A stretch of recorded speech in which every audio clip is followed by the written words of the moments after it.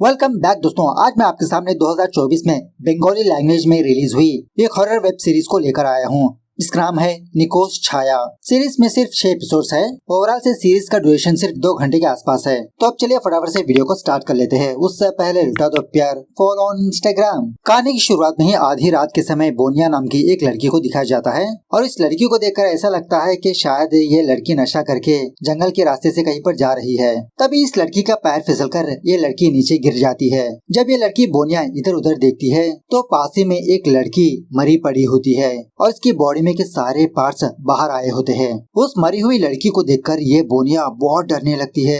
उसी वक्त कोई अनजान बंदा इस बोनिया का पैर पकड़ लेता है। बोनिया उस बंदे को देखकर भी बहुत डर जाती है। दूसरे सीन में बहादुरी नाम के एक बहुत बड़े गुरुजी को दिखाया जाता है। जब ये बहादुरी अपने कमरे में किताब पढ़ रहा होता है तो बहादुरी को कुछ आवाजें सुनाई देने लगती है। सो उसी आवाजों को फॉलो करते हुए अपने घर में इधर उधर घूमते रहता है। किसी सीढ़ियों के पास इसको 2 फुटप्रिंट्स नजर आते हैं। इन्हीं फुटप्रिंट्स को फॉलो करते हुए ये बहादुरी एक कमरे के पास जाता है। सडनली दरवाजा ओपन करने पर कमरे में 2 बच्चे होते हैं, एक लड़का लड़की। बहादुरी से कहने लगते हैं उसको बचाओ, उसको बचाओ। खैर सुबह होने के बाद मितुल नाम की एक लड़की बहादुरी के पास आती है। ये मितुल इसकी शिष्य होती है। कल रात बहादुरी के साथ जो इंसिडेंट पेश आया वही इंसिडेंट मितुल को बताकर उन दोनों बच्चों के बारे में फाइंड आउट करने के लिए कहता है। मतलब मितुल को सर्च करने के लिए कहता है कि इसके पुराने केसेस में कैसे 2 बच्चे थे, लेकिन बहादुरी के पुराने केसेस में मितुल को कुछ भी क्लू ही नहीं मिलता। उसी वक्त मितुल का हस्बैंड अमियो मितुल को कॉल करने लगता है। ये अमियो एक पुलिस वाला होता है।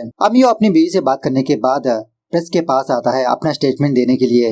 एक्चुअली बात यह है कि 3 दिन पहले किसी मॉर्चरी रूम से 2 डेड बॉडीज चोरी हो गई। सो अमियो यही स्टेटमेंट मीडिया वालों को बताते रहता है और उसी तरह से उस मॉर्चरी रूम का केयर टेकर हॉस्पिटल में एडमिट है। मीडिया वाले अमियो से ये सवाल करने लगते हैं कि शहर में पुलिस वाले डेड बॉडीज को ही बचा नहीं सकते तो आम पब्लिक को कैसे बचा सकते हैं। अमियो कुछ भी जवाब नहीं देता। दूसरी तरफ हॉस्पिटल में वो मॉर्चरी रूम का केयर टेकर अजीब अजीब की बातें बड़बड़ाते रहता है। यहाँ पर एक लेडी डॉक्टर होती है टिटास, इस बंदे को संभालती रहती है। कहने लगती है कि विषय देखो यहाँ पर कोई भी नहीं है, बस हम लोग डॉक्टर्स है, तुम अपने आप को संभालो। सीन थोड़ा सा फ्लैशबैक में जाने लगता है। 2 दिन पहले जब ये बंदा अपनी मॉर्चरी रूम में ड्यूटी कर रहा होता है तो अचानक से इस बंदे को बहुत ही बुरी बदबू आने लगती है। हालांकि मॉर्चरी रूम में बदबू होती ही है, लेकिन अब फिलहाल बहुत ही अजीब की बदबू आने लगती है। इसी बदबू की वजह से ये बंदा वॉमिटिंग भी करने लगता है। तभी इस बंदे को ऐसा लगता है कि इस मॉर्चरी रूम में इसके अलावा और कोई है। चेक करने के लिए जब एक डेड बॉडी के पास जाता है तो इसको एक अजीब का राक्षस नजर आता है। सो ये केयर टेकर यही सारा स्टेटमेंट पुलिस वाले अमियो को भी बताने लगता है। कहने लगता है कि वो राक्षस बहुत ही खतरनाक था।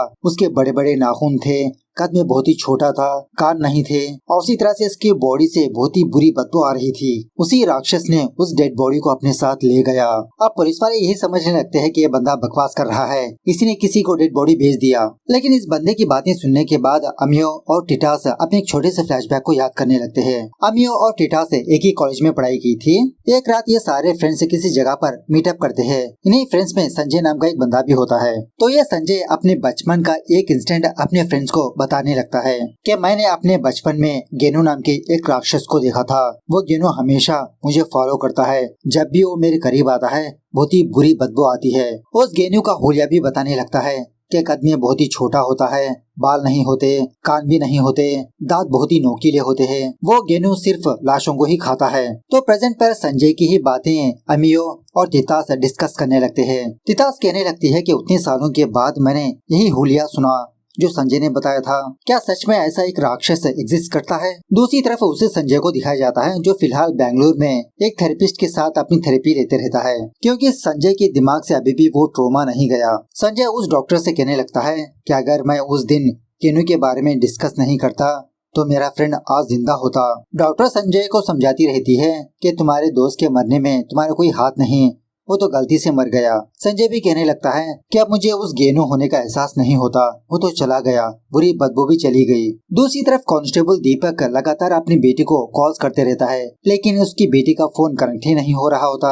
एक्चुअली दीपक की बेटी कॉलेज की टूर पर गई होती है तो उसी को कॉल्स करते रहता है, लेकिन उसका फोन स्विच ऑफ में होता है। इस तरफ अमियो और तितास उस बहादुरी के पास आकर उस राक्षस का हुलिया बताने लगते हैं। पूछने लगते हैं क्या ऐसा भी कोई राक्षस होता है? बहादुरी कहने लगता है हाँ होते हैं, और ऐसे राक्षस किसी के कंट्रोल में होते हैं और उसी तरह से राक्षस मरे हुए लोगों को ही खाते हैं, चाहे जानवर हो या तो फिर इंसान। लेकिन तुम्हारे केस में राक्षस डेड बॉडी को अपने साथ ले गया, लेकिन क्यों ले गया? सो बहादुरी अमियो से कहने लगता है कि जहाँ जहाँ पर डेड बॉडीज होती है वहाँ पर टाइट सिक्योरिटी लगा दो और उसी तरह से उस संजय को भी यहाँ पर बुला लो, मुझे और कुछ डिटेल्स जानना है। अमियो कहने लगता है कि सर एक्चुअली उस हादसे के बाद मैं संजय से बात करना बंद कर दिया। सीन दोबारा थोड़ा सा फ्लैशबैक में जाने लगता है। मतलब काफी सालों पहले जब संजय अपने फ्रेंड्स को उस गेनू के बारे में बातचीत कर रहा था तो संजय का एक और फ्रेंड इसका मजाक उड़ाने लगा। क्या लगता है संजय अपनी दादी माँ की कहानी सुना रहा है। गेनू के बारे में जो भी सुनता है वो मर जाता है। वाह संजय, क्या कहानी है तुम्हारी। अब क्या यहाँ पर गेनू आकर हम सारे लोगों को मार देगा? तभी देखते ही देखते इन लोगों के पास बहुत ही बुरी बदबू आने लगती है। संजय कहने लगता है कि वो गेनू यहाँ पर आ चुका है, ये आसपास है। वो संजय का वो दूसरा फ्रेंड टेरेस के एज पर जाकर बातचीत करते रहता है। अरे ये कुछ नहीं होगा, कोई कुत्ता वगैरह मरा होगा। जब संजय अपने फ्रेंड को एज के पास से हटाने वाला होता है तो संजय इसकी आंखों के सामने ही टेरेस के ऊपर से नीचे गिरकर मर जाता है। तो इस घटना के बाद संजय और अमियो के बीच झगड़ा होने लगा कि संजय की वजह से ही इसका फ्रेंड मारा गया। खैर जब ये सारे लोग जाने के बाद जब बहादुरी अपने घर में मौजूद होता है तो बहादुरी को ऐसा लगता है कि कोई इसका दरवाजा खटखटाया। बाहर जाकर देखने पर एक कौवा मरा पड़ा होता है। इसी कौवे ने दरवाजे को टक्कर दिया, इसकी वजह से इसकी मौत हो गई। बहादुरी समझ जाता है कि कुछ बहुत बड़ा बुरा होने वाला है, ये एक संकेत है मेरे लिए। दूसरी तरफ एक अघोरी तांत्रिक को दिखाया जाता है और इसी तांत्रिक के कब्जे में वो लड़की बोनिया मौजूद होती है। इस लड़की से कहने लगता है कि मुझे अपना थोड़ा सा खून दे दो बेटा। उसी रात एक मौशूरी वाला बंदा अपनी वैन में किसी डेड बॉडी को कहीं पर ले जा रहा होता है। तभी रास्ते में इस बंदे को कोई बंदा नजर आता है, मतलब बीच सड़क पर बैठा होता है। ये मौशूरी वाला बंदा डांटने लगता है, अरे बच्चे कौन हो तुम, सड़क के बीचों बीच क्यों बैठे हो, साइड में हटो। ये ड्राइवर उस बंदे को देखकर शॉक में रह जाता है। एक्चुअली वो कोई बंदा नहीं, एक राक्षस होता है। झटके में इसकी गाड़ी के ऊपर चढ़कर पीछे उस लाश के पास जाता है। खैर सुबह होने के बाद वो डॉक्टर तितास संजय को यहाँ पर बुलाती है। संजय तितास के घर पर आते ही यही बात पूछने लगता है, क्या सारे लोग ठीक ठाक है, क्या किसी को कुछ नहीं हुआ ना? तितास कहने लगती है, तुम शांत हो जाओ संजय, किसी को कुछ नहीं हुआ, बस एक छोटा सा पुलिस केस है, मदद के लिए मैंने तुमको यहाँ पर बुलाया। पहले तुम फ्रेश अप वगैरह हो जाओ, मैं तुमको सारी बात बताऊंगी। उसी वक्त तितास को हॉस्पिटल से एक कॉल आता है कि समीर नाम का एक बंदा बहुत ही जख्मी हालत में हॉस्पिटल पर आया। संजय से यही कहने लगती है कि संजय मुझे हॉस्पिटल पर जाना है, तुम आराम कर लो यहीं पर। सो बाद में वो तितास हॉस्पिटल पर आकर इस समीर को डांटने लगती है कि मैंने तुमसे कितनी बार कहा कि दूसरों से झगड़ा मत करो, हर बार तुम जख्मी होकर हॉस्पिटल पर आते ही रहते हो। समीर कहने लगता है कि डॉक्टर साहिबा मैंने इस बार कुछ नहीं किया, एक बहुत ही अजीब की घटना मेरे साथ पेश आई। इस तरह से कल रात का इंसिडेंट बताने लगता है। कल रात वो राक्षस गेनू इस बंदे के पास आकर इस पर हमला करने लगा। इस ड्राइवर को बहुत जख्मी करके इसकी गाड़ी में जो डेड बॉडी होती है उसको खाने लगा और उसी तरह से लाश के सामने बैठकर कुछ प्रे भी करने लगा। इस ड्राइवर की बातें सुनने के बाद ये तितास शॉक में रह जाती है। थोड़ी देर के बाद अमियो और उसके टीम मेंबर्स जंगलों में जाने लगते हैं। मतलब उस ड्राइवर ने जिस जगह पर उस राक्षस को देखा वहाँ पर जाने लगते हैं इन्वेस्टिगेशन करने के लिए। तभी इन पुलिस वालों को कुछ अजीब सी आवाजें सुनाई देने लगती है। उन्हीं आवाजों को फॉलो करते हुए जब किसी जगह पर जाते हैं तो एक डेड बॉडी होती है जिसके बॉडी में के सारे पार्ट्स बाहर आ चुके होते हैं और यहाँ का माहौल देखकर ऐसा लगता है कि किसी ने यहाँ पर कोई रिचुअल किया। अमियो फटाफट से बहादुरी को फोन करके यहाँ पर बुलाने लगता है। दूसरी तरफ जब वो संजय तितास के घर पर होता है तो दरवाजा कोई खटखटाने लगता है, लेकिन यह संजय दरवाजा ओपन ही नहीं करता, वो डरते रहता है। उसी वक्त तितास संजय के पास आकर इसको संभालने लगती है कि तुम इतना डर क्यों रही हो। संजय कहने लगता है कि बाहर वो गेनू आया है, दरवाजा ओपन मत करो। तितास समझाने लगती है, अरे मैं बाहर से ही आ रही हूँ, बाहर कोई भी नहीं है। इस तरह से इसको नींद की गोली देकर सुला देती है। इस तरफ वो गुरुजी बहादुरी उस डेड बॉडी के पास आकर अच्छे से इंस्पेक्शन करते रहता है। अमियो से कहने लगता है कि यहाँ पर शव की पूजा की गई है, जब तक मैं इस प्लेस को पवित्र नहीं कर देता कोई भी किसी भी चीज को मत छूना। जब अमियो वापस अपने पुलिस स्टेशन पर आता है तो इसका हायर ऑफिसर अमियो को बुलाकर हल्के से डांटने लगता है। 3 डेड बॉडीज मिसिंग हो चुकी है, एक डेड बॉडी मिली और वो भी आधी खाई हुई। और वैसे मैंने सुना है इस केस में वो बाबा बहादुरी का इन्वॉल्वमेंट है। वो बाबा भूत पकड़ेंगे तो हम किसको पकड़ेंगे, मीडिया को क्या जवाब देंगे। थिंक लॉजिकली अमियो, लगता है शहर में कोई बुरा जानवर आया है इसलिए डेड बॉडीज को खाने के लिए ले जा रहा है अपने साथ। बहादुरी को इस केस से दूर रखकर तुम अच्छे से इस केस की इन्वेस्टिगेशन करो, मुझे जवाब चाहिए। उसके बाद वो कांस्टेबल दिलीप वापस अपने घर पर आकर अपनी बेटी को बुलाने लगता है, लेकिन इसकी बेटी घर में मौजूद ही नहीं होती। फटाफट से अपनी बेटी के कॉलेज को फोन करके यही बात पूछने लगता है कि जो स्टूडेंट्स ट्रिप पर गए थे क्या वो सारे स्टूडेंट्स लौट आए? कॉलेज वाले कहने लगते हैं हाँ सारे लोग तो लौट चुके हैं। दिलीप पूछने लगता है कि मेरी बेटी अभी तक घर लौटी नहीं। कॉलेज वाले कहने लगते हैं अरे आपकी बेटी तो ट्रिप पर गई ही नहीं। तो यह सुनने के बाद दिलीप के होश ही उड़ जाते हैं। यही बात अमियो को बताने पर अमियो और दिलीप उसकी बेटी के फ्रेंड्स के घर पर जाकर पूछताछ करने लगते हैं, लेकिन दिलीप की बेटी किसी के घर पर भी नहीं गई होती। अमियो यही बात अपनी वाइफ मितुल को बताने लगता है और मितुल बहादुरी को।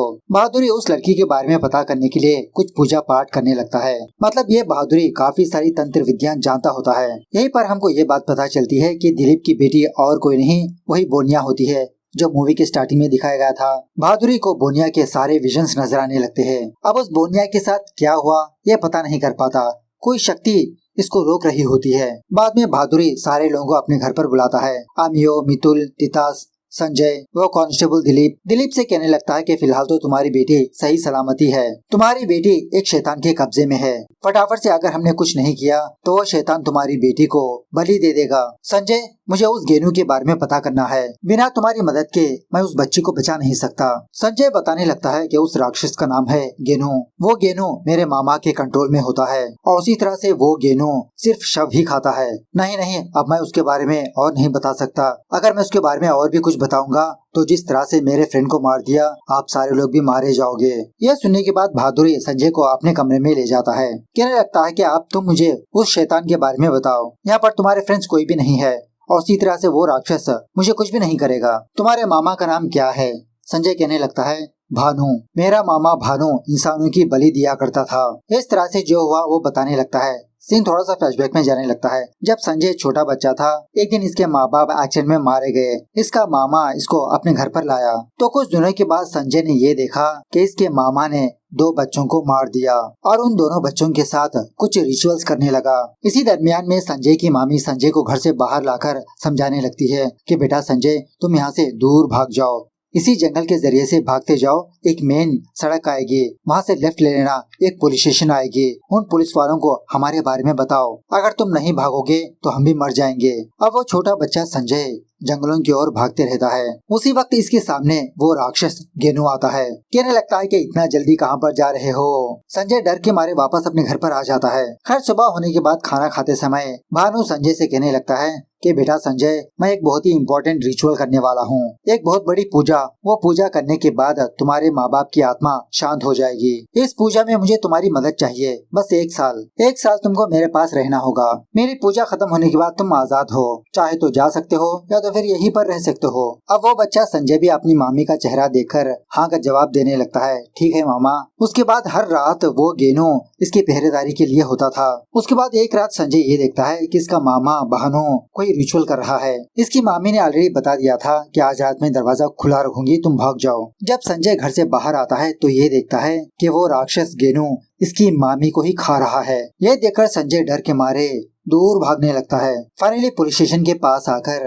अपने मामा के बारे में बताने लगता है। प्रेजेंट डे पर अमियो और दिलीप बोनिया के एक और फ्रेंड के पास जाकर यही बात पूछने लगते हैं कि बोनिया ने तुम्हारे साथ ज्वाइन क्यों नहीं हुई। ये लड़की कहने लगती है कि एक्चुअली उस रात बोनिया की तबीयत कुछ खराब हो गई थी। सो सुदीप नाम का एक लड़का बोनिया को घर के पास ड्रॉप करने के लिए गया। सो बाद में अमियो और दिलीप उस सुदीप के घर पर जाते हैं। जब बोनिया के बारे में पूछने लगते हैं तो ये सुदीप पुलिस वालों को देखकर भागने लगता है। अमियो जबरदस्त तरीके से चेजिंग करने लगता है, फाइनली इसको पकड़ ही लेता है। इस तरफ संजय बहादुरी से आगे का इंसिडेंट बताने लगता है। जब पुलिस वाले मेरे मामा के घर के पास पहुँचे, मेरा मामा वहाँ पर मौजूद नहीं था। वहाँ पर मेरी मामी की डेड बॉडी थी और इसी के साथ साथ काफी सारे डेड बॉडीज भी मौजूद थी।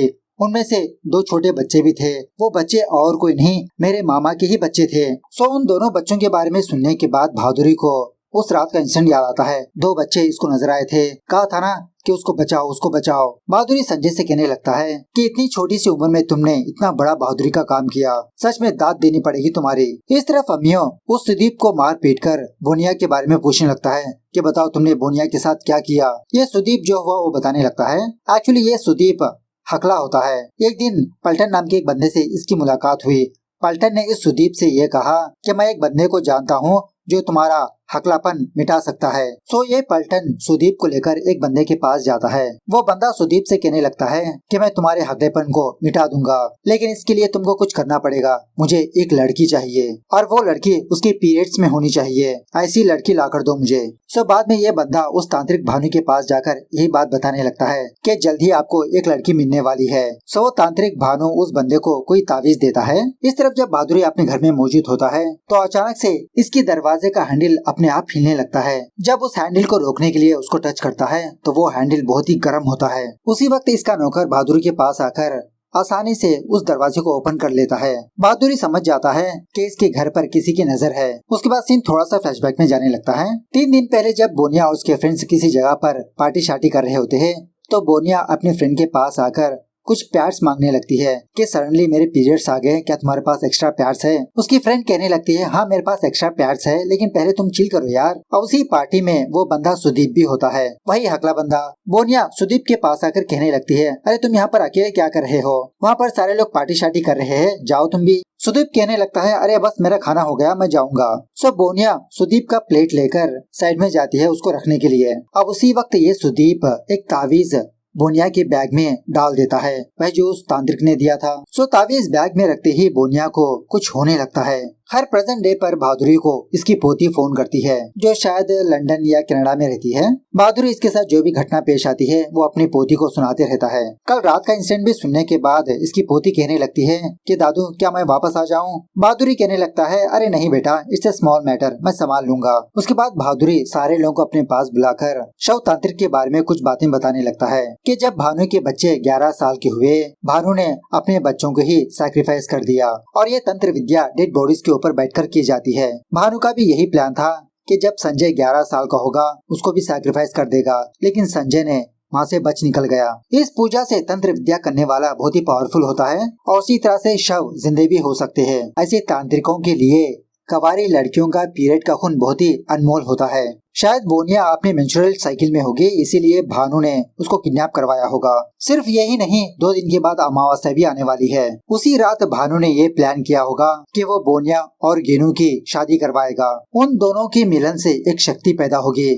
उसके बाद वो बोनिया को सैक्रिफाइस कर देगा और वो शक्ति भानु को अमर बनाएगी। खैर ये सब कुछ होने के बाद अमियो संजय से पर्सनली मुलाकात करके सॉरी बोलने लगता है। इस तरह से अमियो सालों की दुश्मनी खत्म कर देता है। घर के बाहर एक कौवा ये सारी चीजें देख रहा होता है। खैर उसी रात बहादुरी को किचन से कुछ आवाजें सुनाई देती रहती है। किचन के पास जाकर देखता है तो इसका काम वाला सब्जी काटते हुए कुछ अजीब की बातें बड़बड़ाते रहता है और एक्चुअली इस बंदे को वही तांत्रिक भानु कंट्रोल कर रहा होता है। मतलब इनडायरेक्टली बहादुरी को कुछ मैसेज देते रहता है। बहादुरी फटाक से इस बंदे के सर पर हाथ रखकर मायाजाल हटा ही देता है। बाद में कहने लगता है कि सारे घर में गंगा जल छिड़क कर पवित्र कर दो और उसी तरह से बिना मुझे पूछे बाहर मत जाना। दूसरी तरफ पुलिस वाले उस पलटन को पकड़ लेते हैं, वही जिसने सुदीप को किसी बंदे के पास ले गया था। अमियो इस बंदे को मार पीट कर दूसरे बंदे का एड्रेस पूछते रहता है। दूसरी तरफ वो गुरुजी बहादुरी उस संजय को कॉल करते रहता है, लेकिन उस संजय का फोन साइलेंट में होता है, वो अपना फोन नहीं देखता। उसी वक्त संजय को किसी कमरे में इसकी मरी हुई मामी नजर आती है।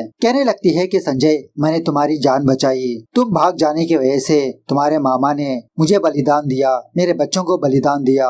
इस तरह से और भी काफी सारी बातें संजय से बात करती रहती है। शॉकिंग बात यह है कि संजय का मामा ही संजय के साथ ऐसा कर रहा होता है। ये सब कुछ इसका माया जाल होता है। यह संजय डर के मारे टेरेस के ऊपर जाता है। इसकी मामी संजय के करीब आती रहती है, तभी इस संजय का पैर फिसलकर ये नीचे ही गिर जाता है। बाद में हम ये देखते हैं कि तितास ने संजय को हॉस्पिटल में एडमिट करवाया। संजय मरा नहीं होता, लेकिन बहुत ही जख्मी हो चुका होता है। उसी रात वो बंदा पलटन पुलिस वालों को लेकर किसी जगह पर जाने लगता है। सच में ये बहुत ही पुराना मकान होता है। इस घर में कुछ रिचुअल्स के सामान भी पड़े होते हैं, लेकिन यहाँ पर अमियो को बोनिया नजर नहीं आती। सो इधर उधर तलाश करने पर अमियो को एक बंदा नजर आता है। अमियो इस बंदे को फॉलो करने लगता है। थोड़ी दूर आने के बाद ये बंदा अमियो पर हमला करने लगता है। इस तरह से बहुत देर तक इन दोनों के बीच जबरदस्त तरीके से हाथापाई होने लगती है। इस हाथापाई में अमियो भी बहुत जख्मी होने लगता है, लेकिन फाइनली अमियो इस बंदे को गिरफ्तार कर ही लेता है। दूसरी तरफ वो लड़की बोनिया हार मानकर अपने हाथ की नस काटने वाली होती है। उसी वक्त वो भानु बोनिया के पास आता है। बोनिया से कहने लगता है तुम जानती हो एक लड़का मुझे भगवान मानता है क्योंकि मैंने उसकी जान बचाई। बहुत सालों पहले वो लड़का मरे हुए शव चुराता था। गाँव वाले इस बात को जानकर उसको जलाने की कोशिश की, लेकिन मैंने उसकी जान बचाई। लेकिन आज उस लड़के को मरना होगा और मैं तुम्हारे साथ वो तंत्र विद्या खत्म कर दूंगा। बस एक रात तुम जिंदा रहो लड़की, उसके बाद तुम आजाद हो। इस तरफ जब पुलिस वाले उस बंदे को पकड़कर पुलिस स्टेशन ले जा रहे होते हैं, उसी वक्त वहाँ पर बहादुरी आता है। बहादुरी इस बंदे का हाथ पकड़कर सच जाने की कोशिश करने लगता है कि वो भानु कहाँ पर छुपा बैठा है। At the same time Bhanu अपनी तंत्र विद्या से उस बंदे को मार देता है। भानु इसी लड़के के बारे में बोनिया को बता रहा था। बहादुरी बहुत मायूस होने लगता है कि ये सच जान नहीं पाया। खैर सब कुछ होने के बाद बहादुरी सारे लोगों को बुलाकर कहने लगता है कि मैं चाहकर भी उस भानु के बारे में कुछ भी पता नहीं कर पाया। इस केस में मैं हर बार फेल होने लगा हूँ। अब मैं अकेले ही उस भानु से निपटूंगा। जाने से पहले मैं आप लोगों को ये बात बताना चाहता हूँ कि वो भानु आपके साथ मायाजाल करेगा,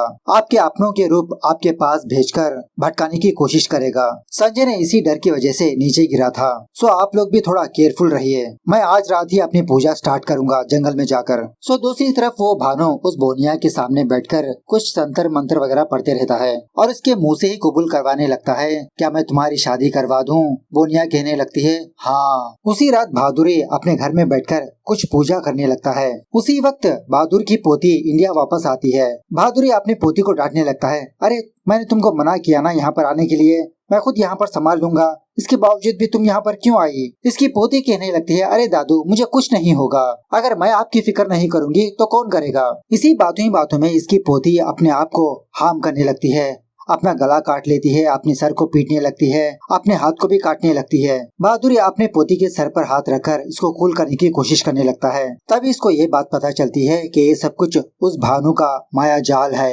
इल्यूजन। अब बहादुरी थोड़ी देर भी लेट ना करते हुए फटाफट से एक जंगल में जाकर असली पूजा स्टार्ट करता है। एट द सेम टाइम दूसरी तरफ वो भानु भी अपना रिचुअल स्टार्ट करने लगता है। ये भानु एक छोटा सा मंडप बनाकर उस मंडप में उस राक्षस और बोनिया को बिठाता है शादी करवाने के लिए। इस तरफ पुलिस वाले और बहादुरी उस भानु को ढूंढने के लिए जंगल में जाने लगते हैं। भानु भाप लेता है कि ये लोग इसके पास आने वाले हैं, तो इन सारे लोगों के ऊपर माया जाल बिछाने लगता है। लेकिन बहादुरी इनके साथ होने की वजह से भानु के जाल में नहीं आता। इसी दरमियान में बहादुरी अपनी तंत्र विद्या की मदद से उस राक्षस का हाथ जलाने लगता है। ये देखकर भानु उस बोनिया को मारने की कोशिश करने लगता है, लेकिन बहादुरी अपनी शक्ति की मदद से इस भानु को दूर फेंकता है। जब तक पुलिस वाले उस जगह पर पहुंचते तो तब तक वो राक्षस और वो भानु यहाँ से भाग चुके होते हैं। और भानु यहाँ से भागने से पहले बहादुरी उसका चेहरा देख लिया था। पुलिस वाले फटाफट से बोनिया को हॉस्पिटल पहुंचाने लगते हैं। तभी बहादुरी अमियो को उस भानु के बारे में बताने लगता है